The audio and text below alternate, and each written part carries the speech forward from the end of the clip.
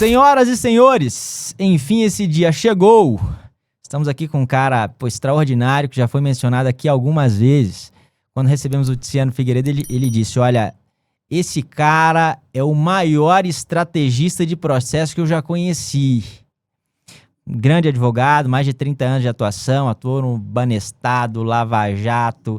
Nós estamos contando as operações aqui, são dezenas, Castelo de Areia, Operação Vampiros. O cara que tem uma atuação extraordinária, um grande advogado, um advogado que tem um destaque muito grande nas cortes superiores. E esse cara, o querido Eduardo Toledo, que está aqui. Eduardo, prazer te receber, muito feliz de estar contigo nesse nosso bate-papo aqui, meu irmão. Bom dia, André. Eu gostaria de, primeiramente, agradecer o convite. Me sinto muito honrado de estar aqui presente, na sua presença e de seus telespectadores, e poder bater um papo agradável, descontraído, sobre direito penal. E acho que vai ser muito válido, porque temos algumas histórias para contar ao longo desses 30 anos aí. Vamos lá, Eduardo. E para você que está acompanhando a gente aqui, minha recomendação, logo de cara, manda esse negócio para os amigos mais próximos, 500 amigos mais próximos. Esse vai ser um papo muito legal, que vai te agregar demais. Saiba adaptar isso para sua realidade. Manda aqui pra gente um feedback do que você aprendeu aqui, isso é importante. Vou mandar pro Eduardo, Eduardo, isso aqui foi legal, isso aqui impactou, isso aqui agregou. Isso é muito importante que a gente leve essa nossa mensagem adiante. Mas pra gente começar, Eduardo, eu queria te escutar, cara, como é que foi esse negócio? Eu sei que sua história com a advocacia é uma história assim, o Lucas já comentou comigo que é uma história que, não foi aquela coisa assim absolutamente incentivada, né? Foi um negócio que falou, não, eu vou ser advogado e vou ser sim advogado, e não foi um começo assim absolutamente fácil. Eu queria começar do início, cara. Como é que foi essa história na advocacia? Como é que foi esse cenário? Conta pra nós aí, pô. Olha, André, eu assim, nasci respirando direito penal, né? Meu pai é, com muita honra, Francisco de Assis Toledo, uma pessoa que eu costumo dizer que é um cientista do direito penal, porque revolucionou o direito penal, trouxe a reforma penal da parte geral, lei de execução penal, e naquela época, quando a gente se falava de reforma, não era prazo de 2 meses para se fazer uma reforma a toque de caixa.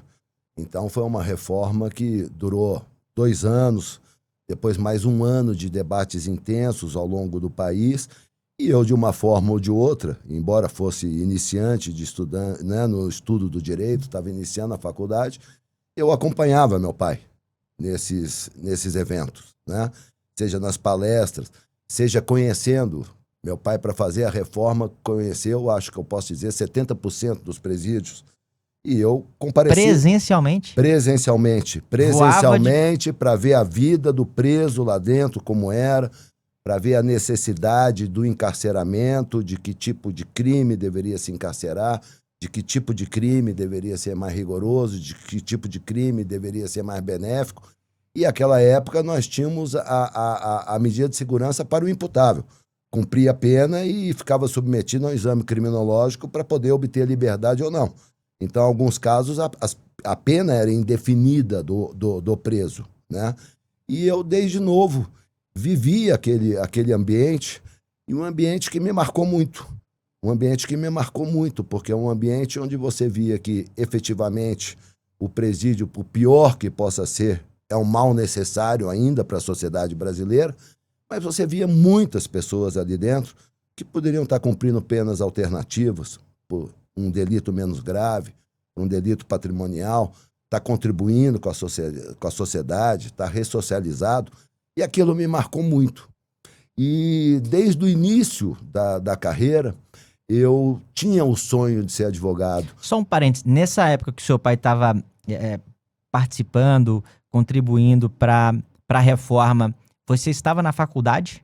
Eu estava começando a faculdade. E no final da reforma eu estava começando a faculdade. Então eu peguei esse período de debate, discussão e de visitação aos presídios para se conhecer a realidade do sistema prisional brasileiro. E seu pai nessa época já era ministro ou ainda não? Meu pai nessa época era subprocurador-geral da República e depois ele ingressou no Tribunal Federal de Recursos pelo 5º do Ministério Público. Entendi, cara. Que legal. Entendeu? Então, assim, foi uma vivência muito grande e eu comecei a aprender, assim, dizer, o advogado, sabe, é o porta-voz da liberdade do seu constituinte. E aquilo foi me encantando, E eu fiquei 1 ano na faculdade, prestei um concurso para o Tribunal de Justiça do Distrito Federal, fui aprovado e fui colocado na 2ª vara de entorpecentes como datilógrafo de audiência, né? Então eu comecei a conviver com os debates jurídicos entre bons advogados que lá frequentavam, entre advogados medianos, entre advogados que tiveram uma má formação e não tinham condições de defender seus clientes, né?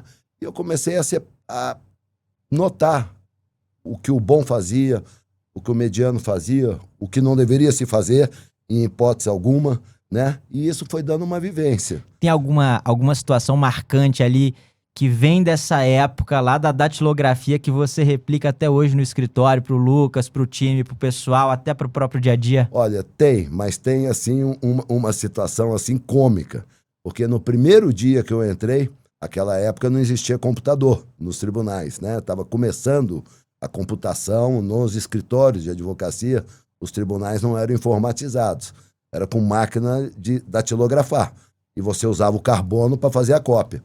E no meu primeiro ato, como datilógrafo de audiência, eu pus o carbono ao contrário e saiu no verso do papel a cópia, e levei uma bronca imensa do magistrado que presidia a sessão, que era o Dr. Ronan, que acabou, né, nos tornando grandes amigos, né? Dr. Ronan hoje aposentado, mas assim, essa forma de poder pautar o processo, de poder inquirir, de preparar a inquirição, isso é uma coisa que veio da experiência de datilógrafo de audiência, que a gente utiliza até hoje no escritório, e a gente cobra muito, sobretudo, a preparação para uma audiência. André, Como é que se prepara para uma audiência?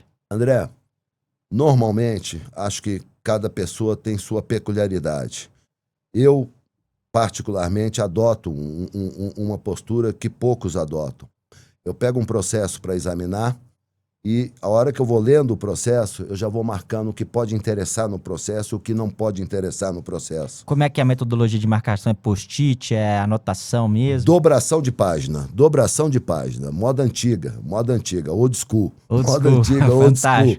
Dobração de página e marcação, vou circulando aquilo que é interessante no processo. Então, para você ter uma ideia, um processo hoje de 5.000 páginas, eu consigo transformar ele em 200 páginas. Eu consigo transformar ele em 200 páginas porque eu consigo tirar a inutilidade do processo. 200 páginas físicas. Físicas, aquilo que não é capaz de ter questões processuais para se arguir e aquilo que não vai interferir no mérito, Então, de um processo de 5.000 páginas, eu consigo transformar em 150, 200 páginas. Então, esse processo eu consigo memorizar. A partir do momento que eu estudo ele, eu consigo memorizar. Você encaderna isso, deixa bonitinho? Encaderno, fica bonitinho, fica ali no fichário, ali no arquivo do escritório, eu falo, eu preciso de tal processo. Não, o processo eletrônico está no computador e o meu processo físico, já decotado tudo aquilo que eu entendo que não é relevante para o processo, eu guardo. E sempre antes de uma audiência, a gente vai preparar em cima desse material já resumido, porque quem conhece processo é aquele que vai melhor em audiência. E como se trabalha um processo de audiência? Eu acho que o advogado é um engenheiro. Tá? Então, o advogado tem 3 ferramentas na mão. O advogado tem a possibilidade de construir a prova a seu favor, o advogado tem condições de destruir a prova do Ministério Público, e se o advogado não tiver condições de fazer nenhum nem outro, como o indúbio pro réu favorece a defesa num julgamento de uma sentença, a gente pode tornar um ambiente nebuloso. Ou seja, um exemplo clássico que eu dava em sala de aula, quando eu lecionava. Eu dizia, olha, a gente não pode ir contra um fato incontroverso. Então, nós não podemos dizer que o Corcovado não está no Rio de Janeiro. Mas nós podemos alegar que o dia que nós estávamos no Rio de Janeiro, havia uma névoa que não se enxergava o Corcovado. Fantástico. Entendeu? Não se enxergava o Corcovado. Então, é dentro desse tripé que a gente trabalha. Construir a prova defensiva, destruir a prova acusatória e tornar um ambiente nebuloso, porque o indúbio pro réu favorece a defesa e favorece o seu cliente. Fantástico. E se não for capaz de fazer isso, é porque, de fato, a condenação deve imperar. Se a gente não é capaz de fazer isso, eu acho que o advogado, quando examina uma causa, ele deve saber, olha, o fundamental do processo, a importância do advogado é poder levar um julgamento justo ao seu cliente. Nem sempre nós vamos ter casos que nós vamos sustentar teses absolutórias, mas nós vamos sustentar teses, nós vamos minorar a gravidade do fato, nós vamos possibilitar o cumprimento de uma pena num regime menos gravoso, etc. Então, a essência do advogado criminal, acho que todo advogado criminal, ao pegar uma causa, tá, e nem todas será possível uma sentença absolutória, nós temos que trabalhar aqui e dizer, ao aceitar uma procuração, eu firmo um compromisso de honra de poder levar ao cliente, pelo menos, aquele sentimento de que o advogado está se esforçando para que haja um julgamento justo. Acho que essa é a essência da advocacia criminal. Fantástico. Depois desse momento, no tribunal, por que não quis seguir no concurso público? Já tinha a pretensão de ir para a advocacia desde o início? Seguindo na história. Eu vim de uma família que meu pai saiu do interior de Minas e foi estudar no Largo São Francisco. E para obter esse esforço, meu pai passou por grandes dificuldades na vida, né? Não tinha um pai que tinha condições de sustentá-lo em São Paulo, então passou uma vida muito difícil.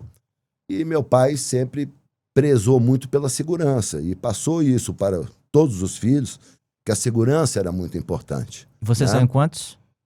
Somos em 4 ao total, né? Um engenheiro, uma médica, eu advogado e um outro irmão que no decorrer do tempo resolveu fazer a advocacia e acho que fez isso muito em uma homenagem ao meu pai, porque fez já quando meu pai já faleceu. Então eu acho que como ele não tinha um curso superior, ele se dedicou, se esforçou e ganhou e para dar essa satisfação ao meu pai. É uma coisa que eu falo que até me emociona nesse particular. Mas eu comecei no tribunal, aí galguei o primeiro... Comecei no primeiro grau como datilógrafo da audiência.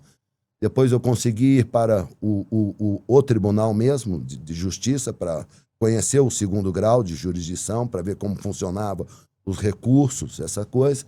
E depois consegui ir assessorar, quando formado, no Tribunal Federal de Recursos e pouquíssimo tempo no Superior Tribunal de Justiça e larguei. E aquela questão de você ter uma função pública, mas no âmbito administrativo, não me satisfazia de forma alguma, né? E meu pai sempre dizendo, faça um concurso, porque você tem a segurança, o concurso dá segurança, você vai ter uma carreira, etc. E naquela época, para quem gosta de direito penal, a advocacia era incompatível, né? Porque você tinha ali a Defensoria Pública, você tinha um Ministério Público e você tinha a magistratura, na essência desses cargos. E eu prestei um concurso para o Ministério Público. Né? Muito levado por essa orientação, pressão do meu pai da estabilidade. E fui aprovado em 6º lugar na primeira fase. Na fase objetiva, eu fui aprovado em 6º lugar no concurso do Ministério Público. E aquilo me apavorou, André. Me apavorou. Porque eu falei, eu tô com 25 anos, se eu passar aí a uma carreira de Estado, eu provavelmente não vou abandoná-la. E eu quero advogar. E quando veio o resultado do concurso, aí veio a maior surpresa para o meu pai. Eu falei, não farei mais um concurso, vou pedir demissão do cargo efetivo do tribunal e do cargo em comissão e vou advogar. Meu pai ficou só 3 meses sem me dar bom dia. Né? Ficou só 3 meses sem me dar bom dia e achou que o filho tinha enlouquecido. Né? E com o passar do tempo da advocacia, que ele viu que eu fui galgando, né, escadas, fui galgando andares, fui gostando, fui bem sucedido. 2 anos depois ele teve, né, aí, e para mim foi um dos maiores elogios que eu poderia ter ganho, dizer: ainda bem que você não me ouviu, meu filho. Que Ainda legal. bem que você não me ouviu, meu filho. A sua vocação é ser advogado mesmo. Que bela história, Eduardo. Parabéns. Permaneça nisso, né? Muito legal. Coragem para não seguir conselhos, né? Que é difícil. Olha, eu não sei se é coragem ou irresponsabilidade, mas eu tinha o sonho, aquele sonho de ser o porta-voz da liberdade dos meus constituintes. Eu achava muito lindo um advogado subir à tribuna, fazer uma defesa, ganhar e dizer: a voz de um advogado tem poder. Fantástico. A voz de um advogado, sabe, é forte. Um advogado tem como, sabe, interferir no resultado de uma vida, né? E é isso hoje que a gente questiona um pouco, e a questão de o processo eletrônico, os julgamentos virtuais, essa questão toda que tem afastado os advogados dos tribunais. O que você acha disso, Eduardo? Olha, eu acho que a gente vive duas situações que a gente tem que pesar. A gente sempre que vai dar uma opinião sobre uma coisa, a gente tem que examinar os dois lados da coisa. Fantástico. Então, assim, a gente vê o lado dos magistrados que, por exemplo, no âmbito de tribunal superior, em âmbito de matéria criminal, especialmente, porque matéria criminal tem uma peculiaridade, porque, pelo princípio da presunção de inocência, se não há uma medida cautelar decretada, a execução da pena só se dá com transjulgado. Então, todo advogado tem dificuldade e até uma impossibilidade de não recorrer, por menor que seja a chance desse recurso, porque se ele não recorre, o seu cliente vai preso. Corre o risco até de responder um processo ético perante a ordem, de dizer: meu advogado não exauriu os recursos previstos na legislação e eu acabei sendo preso. Então, no âmbito da jurisdição penal, tem que haver essa compreensão de que, por mais remota que seja a possibilidade de uma reforma ou de uma melhoria de uma decisão penal condenatória, o advogado tem que se apegar, e o advogado tem que buscar, e o advogado tem que procurar, porque se não o fizer, isso já gera um início de execução de pena que fica difícil até de esclarecer para o seu cliente essa situação. Então, o recurso especial, e muitas vezes até o recurso extraordinário, é quase que obrigatório a interposição para se evitar o início de execução de pena, né? Para se evitar o início de execução de pena. Então, assim, no âmbito criminal, e juntamente com isso, pelo código ser o Código de Processo Penal ser atípico, não ter a quantidade de recursos que o Código de Processo Civil prevê, o Código de Processo Penal, ele tem um habeas corpus, né? Ele tem um habeas corpus, que é um remédio constitucional, que ele tutela a liberdade da pessoa, o direito de ir e vir da pessoa, sempre que há uma ilegalidade que possa gerar uma sanção privativa da liberdade. Então, dentro dessa peculiaridade, também se tem um habeas corpus. Então, os tribunais superiores estão assoberbados, seja pela impossibilidade de não recorrer, seja pela existência do habeas corpus, que é para se evitar que a sentença penal condenatória ou uma ilegalidade grave venha acarretar, no futuro, privação de liberdade dos seus clientes. Então, hoje, os magistrados estão assoberbados por essas duas circunstâncias. Por essas duas circunstâncias, eles estão muito assoberbados, e isso leva o tribunal a também tomar medidas que possa viabilizar a jurisdição por parte dos magistrados, tá? O que seria muito importante nesse momento, tá? Nesse momento seria muito importante, seria um debate sincero entre a advocacia e não apenas a Ordem dos Advogados do Brasil, mas eu acho que todos os institutos que representam advogados, porque a Ordem dos Advogados do Brasil hoje, infelizmente, está se transformando em sindicatos. E eu acho que a Ordem está perdendo um pouco de legitimidade por força disso para sozinha representar a advocacia como um todo.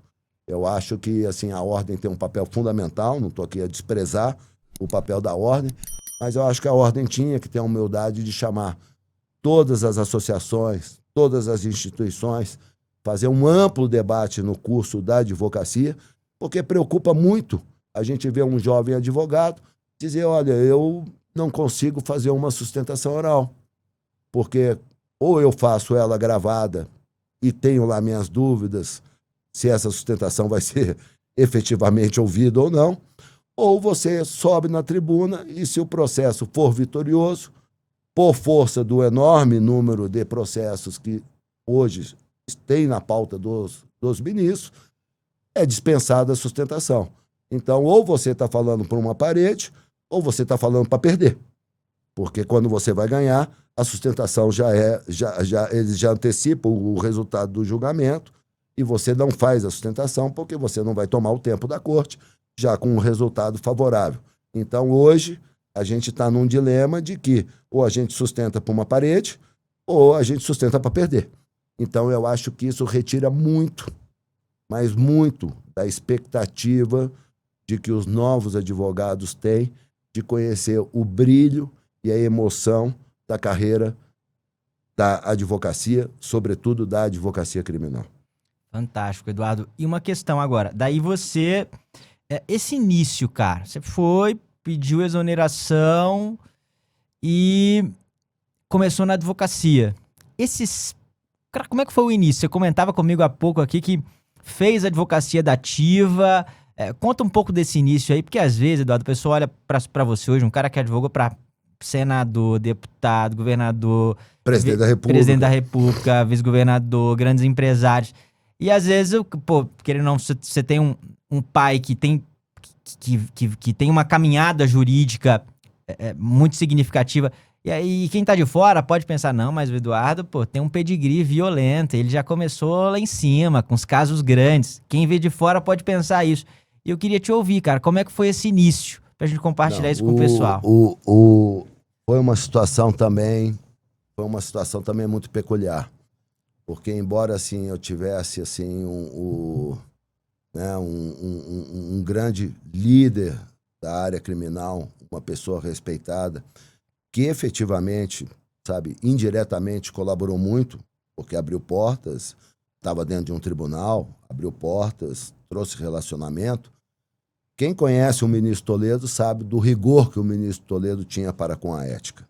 Então, o ministro Toledo jamais trouxe um cliente para mim, jamais. Quando eu ia ao tribunal sustentar, na turma dele, e respeitando as regras atuais do Código de Processo Civil, de jamais impedi-lo, né? O ministro Toledo saía da sala de sessão para não constranger os demais colegas de dizer é meu filho que está na tribuna. Ele se retirava da sala de sessão. Ele sequer assistia a minha sustentação oral, né?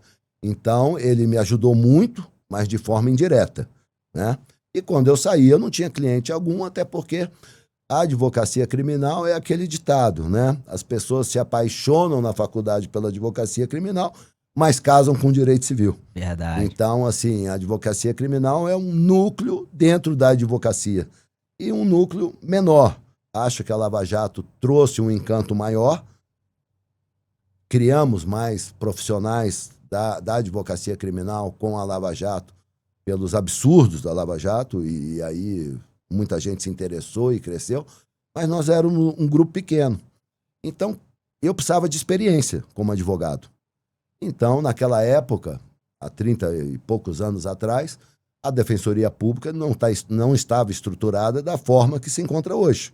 Então, havia uma deficiência muito grande nos fóruns, principalmente de pessoas mais humildes, né, de ter a Defensoria da Ativa. Inclusive, se pagava o advogado pela Defensoria da Ativa naquela época, né?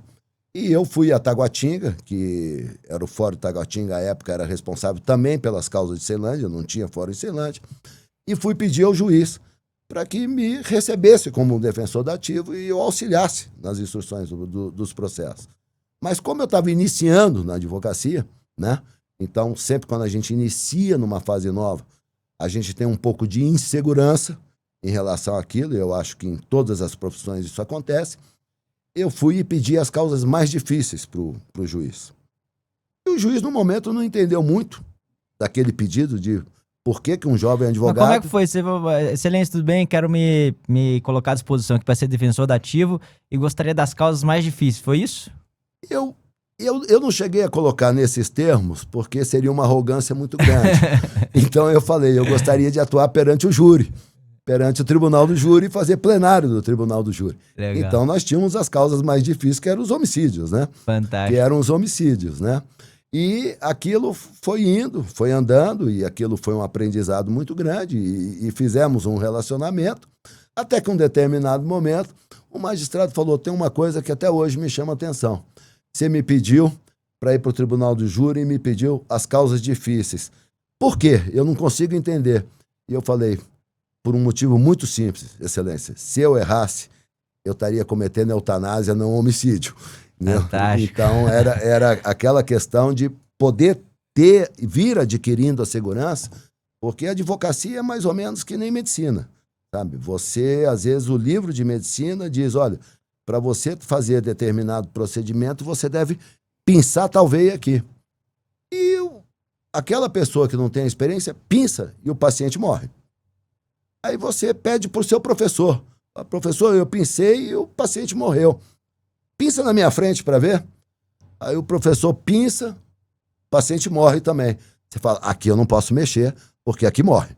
Então você vai tendo essa experiência e essa vivência de poder ir aprendendo, né? E a Defensoria Pública te dá muita dessa possibilidade, porque, embora fosse um jovem advogado, era um advogado extremamente dedicado às causas. Ficou quanto tempo nessa da Defensoria da Ativa? Fiquei 1 ano e meio na Defensoria da Ativa, até que um belo dia apareceu um caso de um evangélico, que era um caso relativamente simples, que estava no âmbito do Superior Tribunal de Justiça. Eu assumi o caso, saí vencedor do caso, era até um habeas corpus, saí vencedor do caso, e essa pessoa me convidou para ir numa missa evangélica.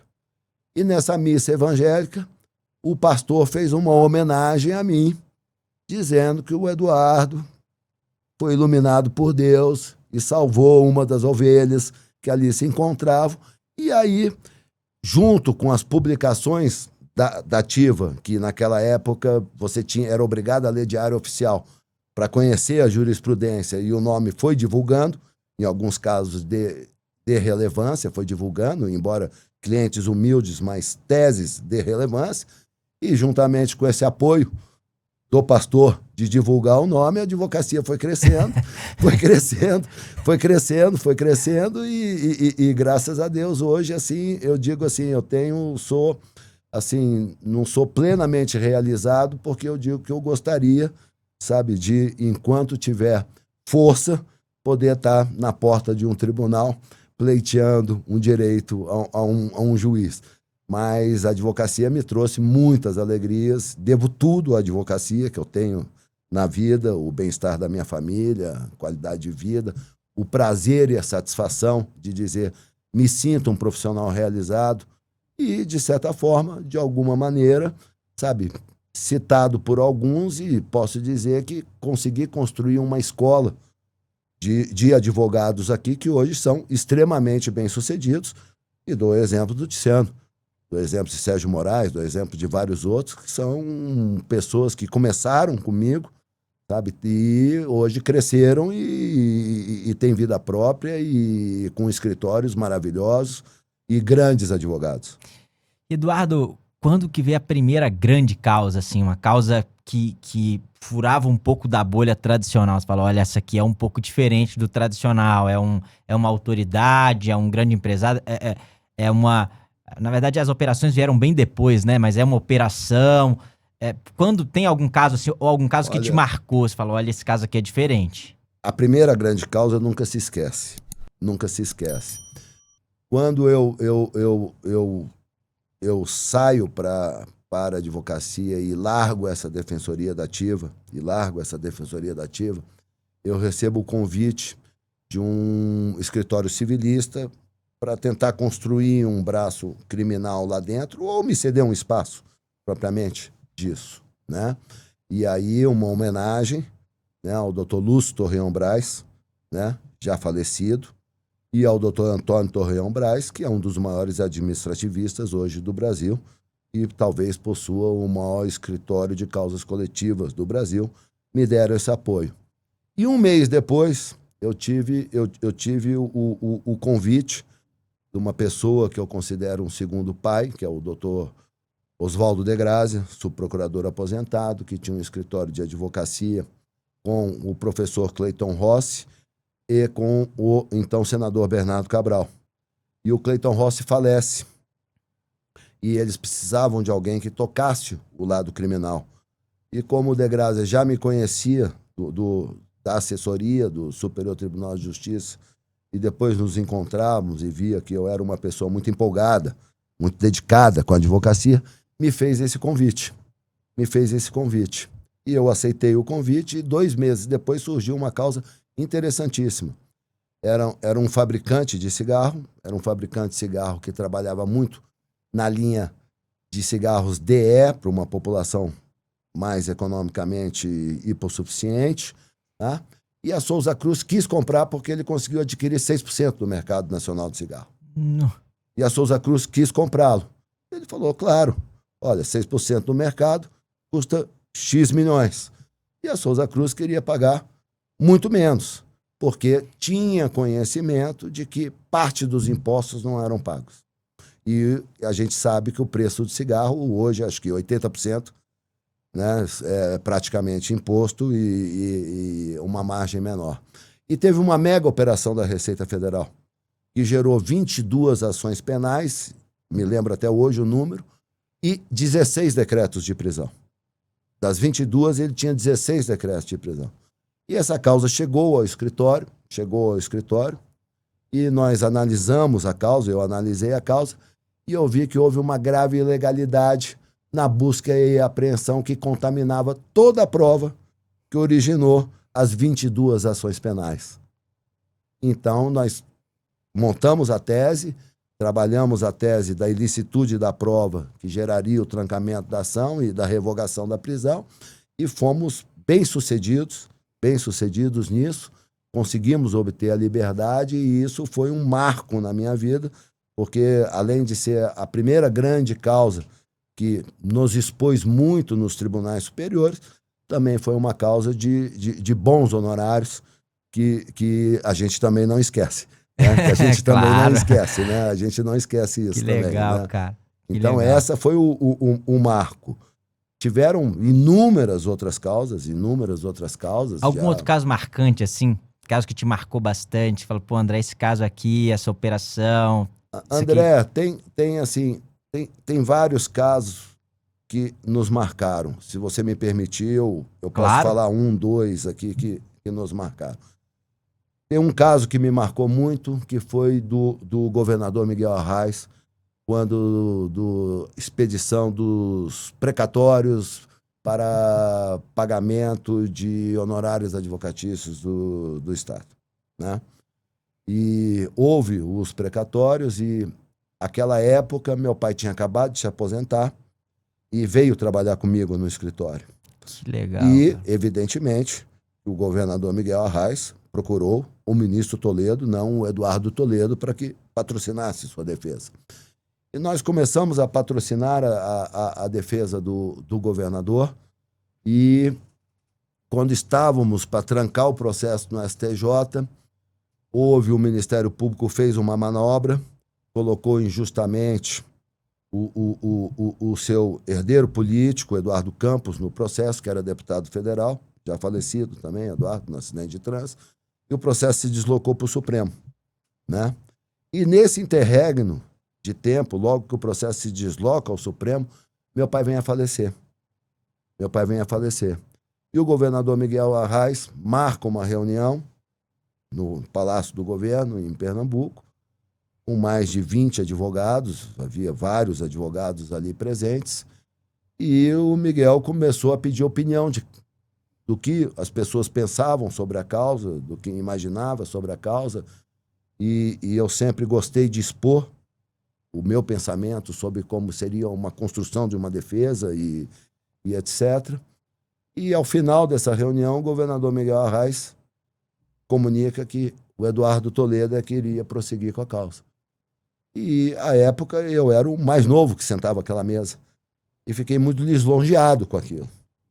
E o governador pede que todos se retirassem, que ele queria falar pessoalmente comigo. Nossa, que forte. Né? Pessoalmente comigo. E ele simplesmente, dentro da experiência toda do governador Miguel Arraes, que foi assim, momentos maravilhosos de convivência com ele durante esse processo, porque Miguel Arraes voltava toda segunda-feira, que ele se elegeu deputado depois e vinha para Brasília, e ele me contava a história do Brasil, né? A história do Brasil que foi vivida pela Revolução, aqueles momentos difíceis, né? de repressão, aquela coisa toda, e para um advogado criminal, isso é a melhor história que pode ser, né, contada e ouvida.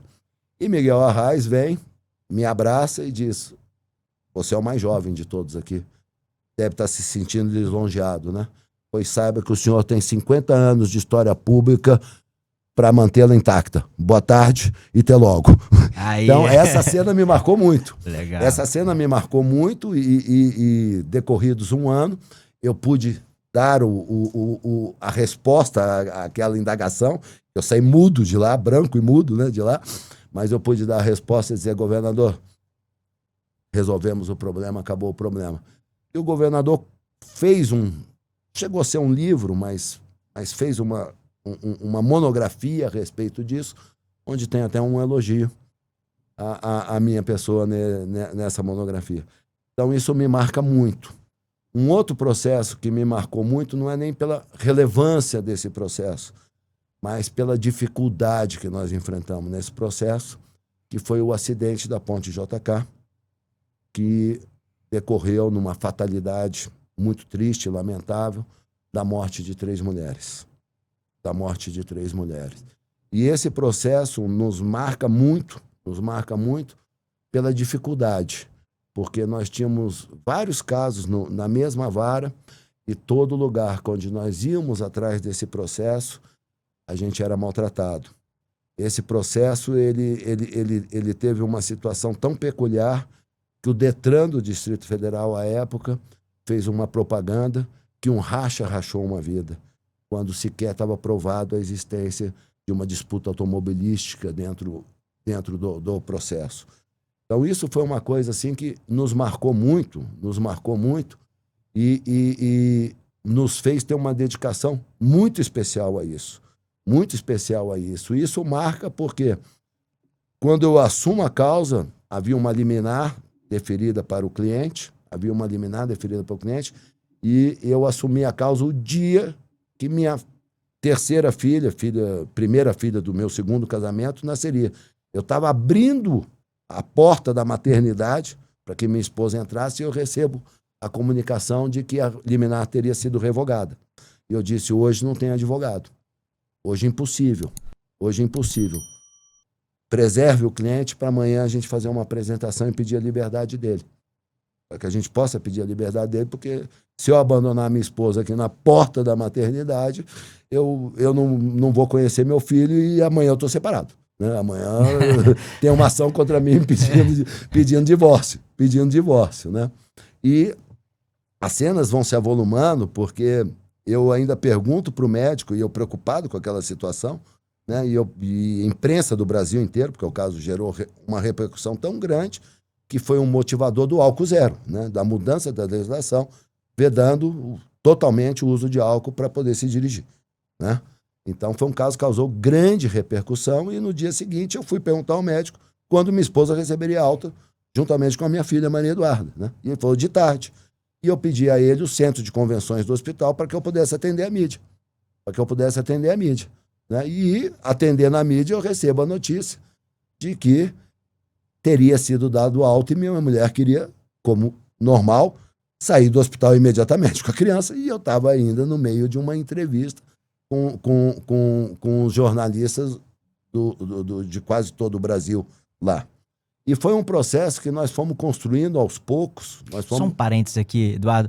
Eu queria fazer: lida com a mídia. O que você pode falar sobre isso, que você extraiu da experiência ao longo do tempo e desse caso em específico? Cuidados, precauções, postura. Fundamental. Eu acho que aí são 2 questões. Primeiro, hoje a gente não pode permitir que o cliente seja condenado na mídia antes de uma sentença, porque isso em alguns casos, interfere no processo efetivamente. Então, assim, em casos de grande repercussão, o advogado não pode fugir do embate com a mídia. Não pode fugir do embate da mídia. Em casos de pequena repercussão, é melhor tomar muito cuidado para que você não ressuscite essa matéria e não desgaste o cliente ao longo de todo o processo, sempre trazendo uma polêmica desnecessária que poderia estar exclusivamente dentro do processo, você está desgastando ele perante a mídia, porque a mídia diz que houve a operação da polícia, mas a mídia não divulga que foi absolvido depois, né? Não há interesse nenhum.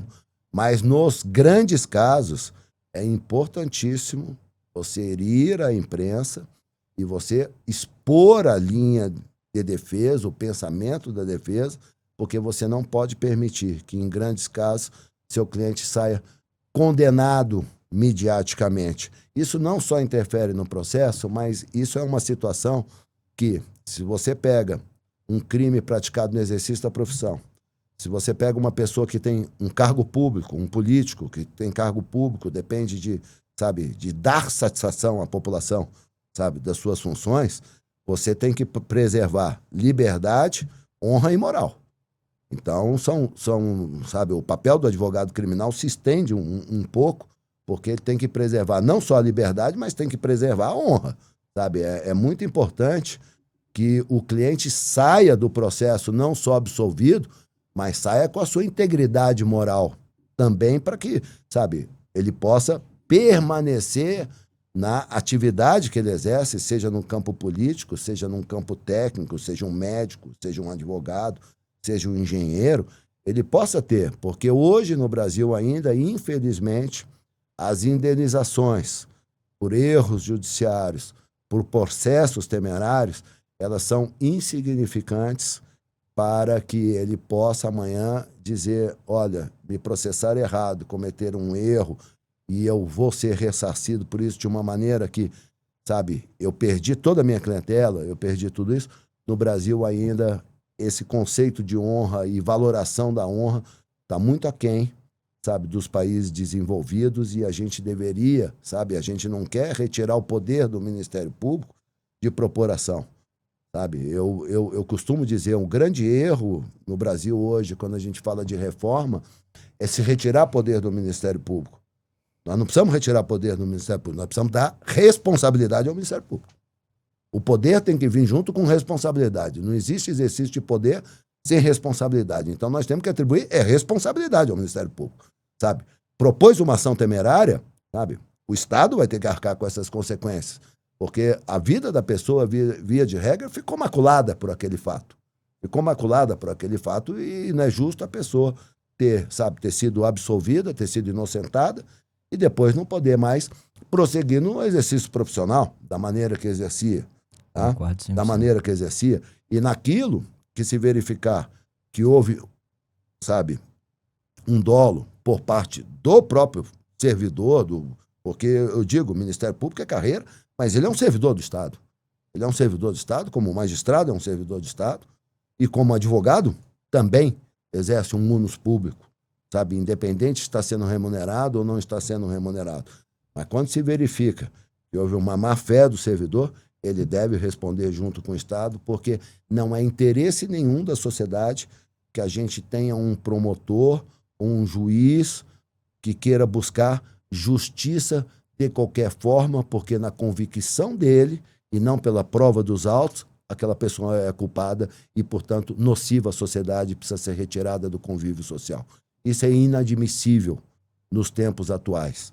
Sabe? Hoje o Brasil discute muito, nós evoluímos em garantias individuais e hoje a gente discute muito direito de minoria e direito de hipossuficientes e abrimos mão, de uma certa forma, por nos concentrarmos nesses dois direitos que são relevantíssimos para a sociedade, não estou querendo aqui dizer que são direitos menores, mas nós não poderíamos ter aberto mão das garantias individuais e da evolução que nós tivemos na preservação de que o processo é um instrumento de garantia. A partir do momento que não se cumpre as regras processuais, o advogado não tem meios de demonstrar que seu cliente é culpado ou inocente. Fantástico, fantástico. Vamos lá, agora você estava contando a história, eu te interrompi no meio. Tava contando aí, casos marcantes. Caso 1, caso 2. Caso 2. O caso 2 eu vou complementar. O caso 2, o veículo tinha sido apreendido e eu pedi a devolução do veículo. E esse caso, inclusive, trabalhei com o doutor Tiziano, tá? O doutor Tiziano vai ser testemunha disso que eu estou falando aqui e provavelmente, se estiver me ouvindo, vai rir, porque nós sofremos muito, mas demos muita risada nesse processo quando nós conseguimos melhorar. E eu pedi a liberação do veículo para que eu pudesse periciar o veículo. Porque tinha dentro do processo dizendo que era 130 quilômetros. Enfim, uma situação, sabe, muito terrível em relação ao cliente e dificilmente possibilitaria o direito de defesa. E o juiz indeferiu dizendo que era a arma do crime. Eu falei, se for a arma do crime, excelência, pode preparar para quebrar a parede do tribunal do júri que eu vou requisitar ela no dia do julgamento. Não, você não vai fazer isso. Eu falei, lógico. A lei me confere esse direito, se é arma do crime, eu vou pôr ele aqui no plenário de julgamento. Deferi. Aí nós descobrimos que tentaram falsificar, através de uma procuração feita em Unai, falsificar para poder retirar o carro e furtar o carro, acredito eu, uma maneira de impossibilitar que a defesa pudesse periciar. E isso nos acendeu uma chama, que nós fomos ao cartório de Unai, vimos que era uma falsificação grosseira, isso nos acendeu uma luz de que deveríamos questionar mais coisas dentro desse contexto. Tá? E, para você ter noção, André, quando o carro foi apreendido com uma fotografia de uma garrafa de uísque no banco do carona do carro. Banco do carona do carro. E nos chamou a atenção porque o carro foi apreendido na casa do cliente e o cunhado do cliente veio acompanhando o policial que fez a condução do carro até a 10ª DP. E nós perguntamos, você veio sentado em cima de um litro de uísque? Você veio sentado? Foi gostoso? Foi gostoso, né? Agradável? Não, doutor, não havia litro de uísque, não. E aí nós tivemos a ideia que, naquela época, os principais jornais de Brasília eram o Correio Brasiliense e o Jornal de Brasília. Né? O Jornal de Brasília, nós éramos amigos do dono, já tínhamos advogado para um dos donos do Jornal de Brasília, e eu fui perguntar quem foi o jornalista que cobriu, o fotógrafo que cobriu o dia da apreensão do veículo. Foi fulano de tal. Eu falei, eu quero comprar todas as suas fotografias desse dia. Fomos ao Correio Brasiliense, onde conhecíamos o diretor jurídico do Correio Brasiliense, e falou, você pode nos indicar quem foi o fotógrafo que também foi fazer a cobertura do dia do acidente e da apreensão do veículo? Levou lá e falei, eu gostaria de comprar todas as suas fotos que você tirou daquele dia do carro. E aí nós pudemos detectar que o litro de uísque parecia uma modelo. Ela pousava em pé, ela pousava de lado, ela pousava com 1/3 consumido, 2/3 consumido, enfim, ela pousava de todas as formas quando jamais poderia ter sido tocada por quem quer que seja. Por quem quer que seja. E tivemos a grata surpresa de saber também que 3 dias depois da apreensão, depois de uma vistoria e de uma perícia, cocaína foi encontrada no carro. E nós fomos saber a razão pela qual. E a informação era que o carro estava no pátio externo da delegacia e chamava a atenção de muitas pessoas, porque o caso era divulgado todo dia na mídia. E que o delegado, também já falecido, teria mandado levar para o pátio interno. E pediu que 2 policiais pegassem a chave do carro e conduzissem. Fizesse uma missão muito difícil para conduzir do pátio interno para o pátio externo. Né? E ao chegarem, ao estacionarem no pátio interno, se depararam com uma porção de droga dentro do carro. Então nós fomos juntando isso e eu, doutor Tiziano, demos um apelido para isso, das ilegalidades, que era bomba atômica de pobre. Vamos juntar tudo isso de uma vez só para a gente poder soltar uma bomba atômica de pobre, para que, se soltasse isoladamente os fatos, ele não teria a mesma repercussão do que a gravidade do resultado daquele triste acidente. Né? E nós conseguimos obter a desclassificação do nosso cliente no Tribunal de Justiça por um homicídio culposo.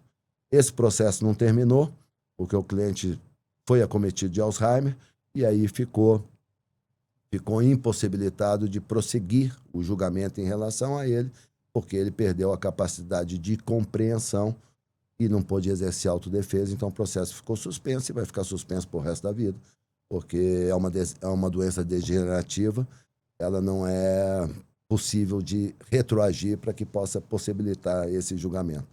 Mas, assim, histórias como essas, assim, nós temos inúmeras, não só na produção da prova, mas de descobrir uma tese, trabalhar questões mais simples, trabalhar.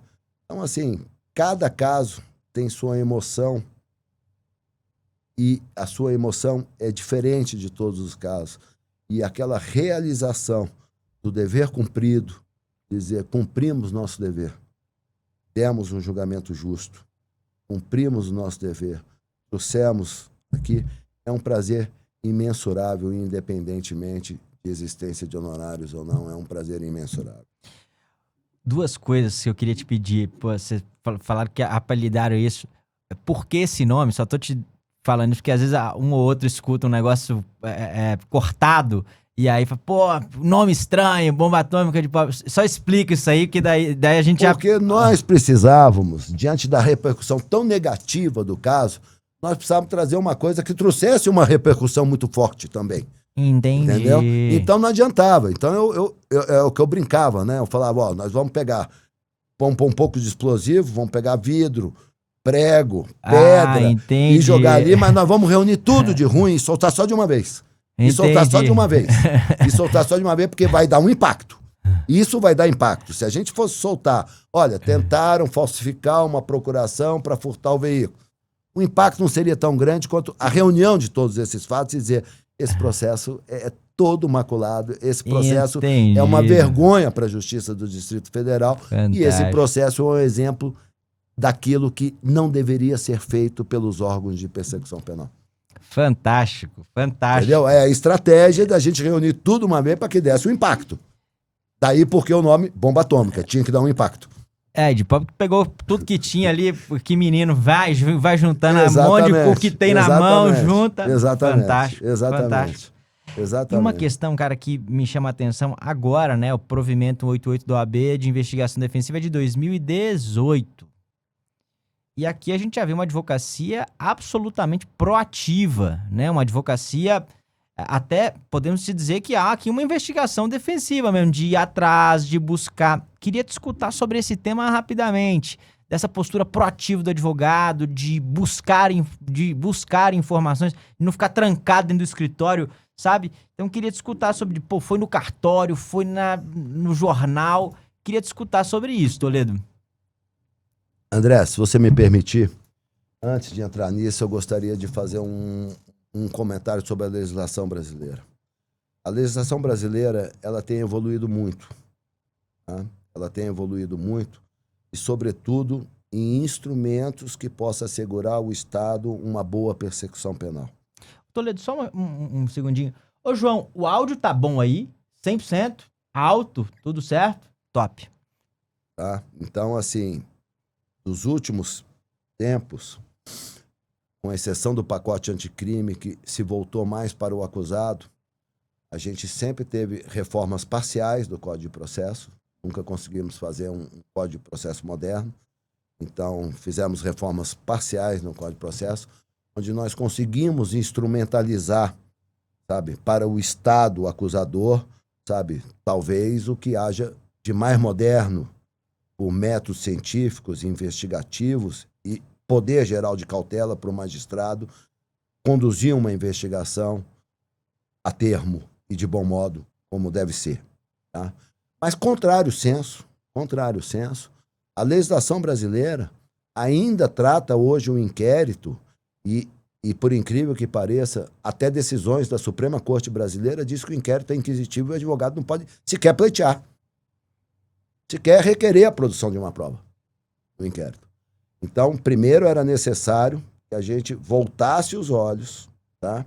Porque a advocacia defensiva, tá? já hoje já é adotada na comunidade europeia como um todo, já é introduzida em países da América Latina, e o Brasil tem um retrocesso muito grande em relação a isso, e por força disso, nós temos, até para os próprios magistrados, uma dificuldade maior no exercício da jurisdição ao impedir que o advogado produza a prova no curso da investigação. Tá? Produza a prova no curso da investigação. Então, primeiro é importante ressaltar, tá, que, para quem nos esteja ouvindo, que a limitação ainda por parte de uma ausência de legislação e uma visão retrógrada, simplificada do inquérito e do processo, a extrema grau de dificuldade que o advogado tem de atuar no âmbito do inquérito. Tá? Esses fatos foram no curso de uma ação penal já sob o contraditório, esse exemplo que eu estou dando. Mas é fundamental que a gente evolua, nessa situação e que a gente possa ter, inclusive, cada escritório de advocacia possa ter, uma pessoa para fazer a checagem. Para fazer a checagem da validade, a cadeia de custódia da prova, No que pertine hoje, o STJ evoluiu muito, quanto à cadeia de custódia de prova, pelo menos em relação a documentos, né, digitais, né? Saber a custódia, a cadeia de custódia da prova, o STJ tem evoluído, é um tema que tem ganhado repercussão, é um tema que tem ganho repercussão, até porque o magistrado, eu acho que a pior coisa para um juiz é se sentir enganado dentro de um processo. É se sentir enganado, seja por quem for. O juiz pode dizer, a capacidade de interpretação de fato, de direito é da mente humana, né? É da mente humana. Mas a interpretação de fato, não. A interpretação de fato, o advogado tem que ser coeso e coerente com a interpretação dos fatos e jamais distorcê-los. Mas é necessário, eu acho que seria fundamental, que o Congresso brasileiro, abrisse os olhos para isso, porque não vai trazer esse sentimento de impunidade que possa aparecer, até porque a presença do advogado não significa impunidade. A presença do advogado significa legalidade dentro de um processo. Legalidade dentro de um processo. E hoje, o que mais nós temos no processo? É a fama de que o processo, o advogado trabalha por nulidades no processo. Isso não é uma verdade. Isso não é uma verdade. A gente traz as nulidades do processo de quem as cometeram. O advogado não participou. E volto a dizer, se não seguir, a formalística de um processo que estabelece as garantias, é impossível saber se alguém é culpado ou inocente. Então, permitir que a advocacia defensiva possa ter uma atuação já no âmbito do inquérito policial vai melhorar muito a prestação jurisdicional brasileira. Não só em qualidade, mas em diminuição de recursos, que hoje me parece que é o grande dilema. Toda reforma brasileira é feita para diminuir o número de recursos no processo. Então, nós melhoraríamos qualidade e, com uma boa qualidade, evidentemente, nós teríamos menos recursos, nós secaríamos a justiça. Fantástico. Agora, queria escutar uma coisa, já caminhando para o final. Eduardo, estrutura do escritório. Cara, hoje em dia, como é que é a estrutura do seu escritório? Como é que você organiza ali as pessoas? Queria entender um pouco de como é que a coisa funciona internamente ali para passar isso para a turma, passar essa experiência para o pessoal. Olha, eu por muitos anos, eu fui praticamente sozinho no escritório. Tive a colaboração em determinados momentos mais difíceis de outras pessoas, mas por um defeito meu, eu fui extremamente centralizador por algum tempo. E isso me impedia de ter uma atuação mais ampla em mais casos. Tá? E chegou um determinado momento que isso me consumia finais de semana, me consumia feriados, me impedia, de férias marcadas, eu ter que desmarcar férias, porque, surgiu um caso e eu não podia abandonar. E isso me fez aí a montar uma estrutura dentro do escritório. E hoje eu acho assim que a estrutura da advocacia criminal ela é diferente da estrutura da advocacia civil. A estrutura da advocacia criminal ela tem que ser um pouco mais seca. Primeiro que a gente está lidando com informações extremamente sensíveis e que a gente costuma dizer, né, que deixa de ser um segredo a partir do momento que uma segunda pessoa já toma conhecimento desse fato, né? Esse é o ditado popular, né? Já não há mais segredo a partir do momento que uma segunda pessoa já toma conhecimento. Então, há informações que são extremamente sigilosas dentro de um processo, muito íntimas, né? Porque um escritório de advocacia é um confessionário de uma igreja, né? É um confessionário de uma igreja, não tão amplo quanto o do padre, que a gente quer saber o que efetivamente interessa para o processo ou não, né? O que interessa para o processo ou não, mas é um confessionário. Então, a gente tem que o zelo de ter que as informações do cliente têm que ser preservadas sob a ética, porque talvez seja uma das faltas mais graves que o advogado pode cometer, é violar sigilo profissional, né? Então, nós temos que tomar, primeiramente, esse cuidado. E, em segundo plano, eu acho que eu optei por ordenar de assim, olha, eu vou estudar o processo e vou desenhar o processo. Vou fazer um debate com vocês todos, eu quero que vocês também peguem um processo, leiam. Vamos debater. Vamos pôr do estagiário ao advogado mais graduado aqui. Eu quero ouvir ideias, eu quero ouvir opiniões. Eu quero ouvir opiniões para que, muitas vezes, a gente vai examinar um processo e alguma coisa nos marca muito na análise desse processo.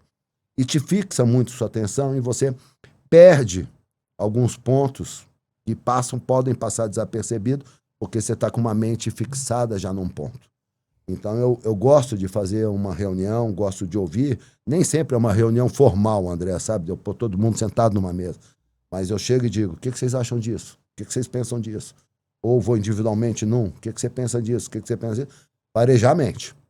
Parejar a mente, você está com a mente aberta, sabe? Para saber que talvez aquele caminho não seja melhor, ou você tenha mais de um caminho dentro de um processo, né? Então, eu gosto de fazer isso, eu gosto de democratizar o debate para que as pessoas também se sintam valorizadas dentro do escritório,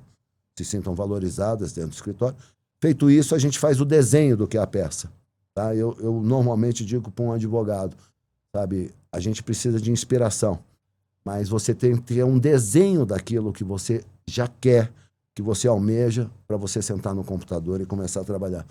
Não sente num computador para escrever uma carta, não. Você tem que ter um desenho já preparado daquilo, do que você quer fazer. E você desenha aquilo, passa para as pessoas fazem, a gente faz uma checagem final ainda naquilo, até porque muitas vezes o desenho na imaginação, quando você vai no papel, ele está um pouco disforme ainda. Então você precisa ainda fazer uns reparos.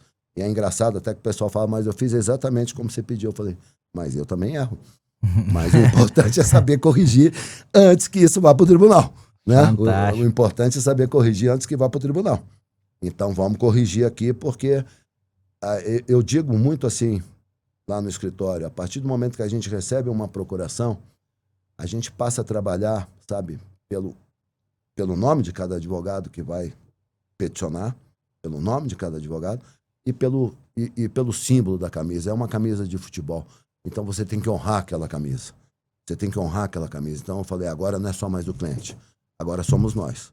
Se nós aceitamos a causa, nós estamos umbilicalmente ligados. Então, agora é nosso nome e nosso distintivo. E esse aqui, a gente faz sempre por amor e por honra. Então, temos que fazer o melhor de nós. E isso, graças a Deus, resultou, né, num trabalho extremamente eficiente, e posso dizer que, dentro da advocacia criminal, não me lembro de ter reunido um cliente como inimigo. Se não fui um amigo íntimo de frequentar a casa, que nem sempre é possível, mas saí respeitado posso dizer que 99,9% dos meus clientes me respeitam e me admiram. Cara, fantástico, Eduardo. Fantástico, cara. Fantástico. Queria te perguntar sobre essa relação com o cliente. Como é que você conduz isso? E queria escutar também o seguinte, essas reuniões que vocês fazem, como é que é a frequência? André, não, tem nossa reunião toda semana, segunda, 14h, ou não, ou a gente marca e aí acontece. E uma curiosidade, cara, um escritório como o seu, quantas causas entram por ano, assim, em média? Tem uma ideia disso? Um escritório, assim, boutique, criminal, com causas grandes? Como é que funciona, mais ou menos, para o pessoal ter uma noção? André, veja bem, as reuniões são feitas sempre que necessárias. Eu não marco um dia e hora da semana para que a gente possa debater. Se for necessário ter 5 reuniões num dia, nós vamos ter as 5 reuniões num dia. Se não for necessário ter nenhuma reunião naquele dia, nós não vamos ficar perdendo tempo em também fazer reunião para o nada. Pro nada. Tá? Então, a reunião é conforme a causa vai andando, conforme as dificuldades vão chegando, e é importante estar toda a equipe, sabe, embora não vai ser toda a equipe que vai estar dentro de uma sala de audiência, até porque isso a gente vai criar um tumulto processual, tá? Mas é importante a equipe estar a par daquilo e conhecer e conhecer o processo e a situação que o processo se encontra e as dificuldades que o processo tem. Então, isso aí a gente é bem coeso, mas é no momento que se faz necessário. É no momento que se faz necessário. Contando a equipe toda, são quantos hoje em dia? Considerando desde secretária a tudo. Olha, são... Devem estar em torno de 10. Deve estar em torno de 10. Nosso corpo administrativo, por força da digitalização do processo, hoje é muito pequeno. Então o grosso estão nos advogados, né? A massa está nos advogados. Então, assim, devemos ter em torno de 10 pessoas lá dentro do escritório hoje. Muito legal. Relação com o cliente, tá? Talvez seja o que é mais difícil na advocacia criminal. Talvez o que seja mais difícil na advocacia criminal. Porque além de uma posição extremamente profissional que nós devemos passar no momento, a gente tem que saber que tem certos fatos que, sabe, por mais que o advogado reclame e diga, você não tira numa reunião, você não tira em 2 reuniões, você não tira em 3 reuniões. Isso é normal do ser humano, a gente tem que saber compreender o ser humano. A dificuldade que o ser humano tem de dizer errei e tem uma situação dessa natureza.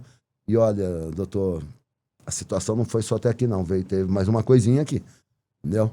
Mas eu digo para ele, nós temos um tempo para trabalhar, porque se você me omitir algo, sabe, essa porta fica aberta para o Ministério Público entrar e provavelmente você vai ser condenado. Você vai ser condenado. E eu não estou aqui para fazer juízo de valor sobre sua conduta. Eu estou aqui para lhe dar um julgamento justo. Para lhe dar um julgamento justo. Tá? Para lhe dar um julgamento justo. Então, se você omitir algo, o prejuízo vai ser seu. E tem uma frase que eu construí, né, para a gente dar um pouco de diversão a isso. Tem uma frase que eu construí que eu digo, se a verdade é essa, então vamos mentir, porque a verdade vai lhe condenar. Vamos mentir que a verdade vai lhe condenar. Entendeu?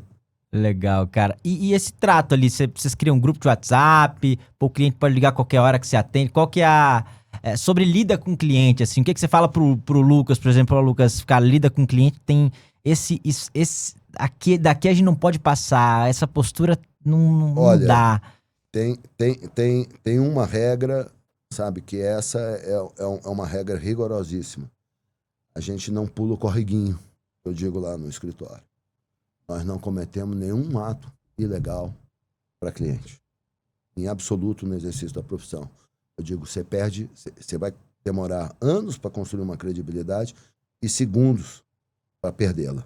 A gente demora anos para construir, mas em um único ato a gente perde toda uma credibilidade. Então, aqui no exercício da advocacia, honestidade, seriedade, sabe? E licitude de todos os atos. A mais absoluta licitude sobre todos os atos. O cliente, muitas vezes, pode querer te levar porque acha que se conseguir, através de outros meios, facilita a vida dele. Falo, esse não é o nosso cliente. Esse não é o nosso cliente e o advogado, de maneira alguma, sabe, o advogado ele trabalha numa margem, mas ele jamais molha o pé no rio da ilegalidade. Jamais na água da ilegalidade molha o pé. Essa é uma profissão que nós devemos ter orgulho. Essa é uma profissão que nós devemos defender e essa é uma profissão que a gente deve combater, até porque hoje, no Brasil, infelizmente, para parte da sociedade, o advogado é aquela pessoa pejorativa que estudou para defender o criminoso, o que é um grande absurdo. A gente defende para dar um julgamento justo e já teve inúmeros casos. Eu trabalhei em determinados processos em que os familiares, terminado o julgamento, vieram de uma forma jogar uma praga para mim. Falei, se fosse seu filho que estivesse aqui, talvez você quisesse que eu estivesse o defendendo.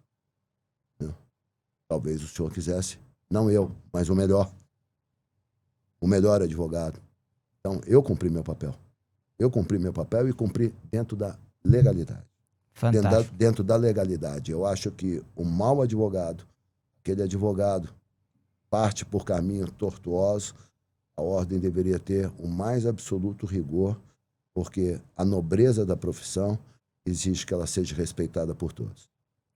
Eduardo, caminhando para o final, queria que você deixasse uma lição final para a advocacia, alguma coisa também que você repete incansavelmente para as novas pessoas que vêm compor o seu escritório, alguma coisa que você repete incansavelmente no seu escritório, para as pessoas que você gosta, para as pessoas do seu convívio, e uma mensagem que possa, de fato, vir a agregar para a advocacia como um todo que está nos acompanhando aqui. Olha, mensagem final para a advocacia. Eu costumo, pegando o gancho da última pergunta, quando vai entrar um advogado novo no escritório, né, fica o doutor José Francisco, o doutor Lucas fazendo as provas, aquela questãozinha, conhecimento, se tem uma boa redação, etc. E depois chega a mim. E é uma coisa muito engraçada que eu pergunto para ele, qual é a primeira coisa que um advogado deve saber na sua profissão? É tão vaga essa pergunta que você ouve as mais inúmeras respostas, né? Ter pleno conhecimento da jurisprudência, conhecer a legislação integral, não sei o que. Eu digo, é saber dizer não para o seu cliente. É saber dizer não para o seu cliente justamente para evitar que você possa margear a legalidade e se macular com isso. Mas gostaria de dar um conselho à advocacia. Não é nenhum conselho, é mais assim sabe, um depoimento pessoal de quem já está nisso há 30 anos. Olha, é uma profissão maravilhosa. É uma profissão que a gente deve se preparar. É uma profissão que a gente, sabe, deve se aprimorar. É uma profissão que a gente jamais deve permitir, sabe, sentar na mesa de uma audiência e se postar para um juiz, entendendo que o juiz tem mais conhecimento que o advogado. Não. O advogado deve ter o mesmo ou mais conhecimento que o magistrado. E é uma profissão que, por mais que a gente sofra angústias no curso do processo, que a gente sofra pressões no curso do processo, sabe, é uma profissão maravilhosa. Se eu pudesse voltar atrás e me perguntarem qual a profissão que você quer, eu quero ser advogado criminal. Porque o prazer de você atuar num processo, o prazer de você ser porta-voz da liberdade de um cliente, de você trazer a paz para dentro de um lar que está angustiado com a possibilidade de ter essa pessoa retirada e posta em presídios que, sabe, hoje, sabe, eu diria que se amanhã houvesse alguma pandemia no zoológico e falasse, nós vamos tirar os bichos zoológicos e pôr no presídio, sairia eliminado o Brasil inteiro, dizendo que presídio não é lugar para animal, mas é para ser humano. Entendeu? Então, esse prazer que nós temos de poder, sabe, dar um julgamento justo, de ter voz, de ter altivez, de ter capacidade de transformar situações, sabe, que são extremamente desfavoráveis, que surgem no curso do inquérito, e poder dar explicações para aquele fato, aquela conduta do ser humano, é uma coisa maravilhosa. É uma coisa maravilhosa. Mas digo também, é necessário que a gente, nós advogados, sabe, tenhamos como que eu posso dizer, sabe, a gente se balize no sentido de que há uma necessidade de hoje construir um diálogo construtivo com a magistratura. Porque se nós não fizermos isso, a tendência vai ser que os advogados vão ser postos para fora dos tribunais.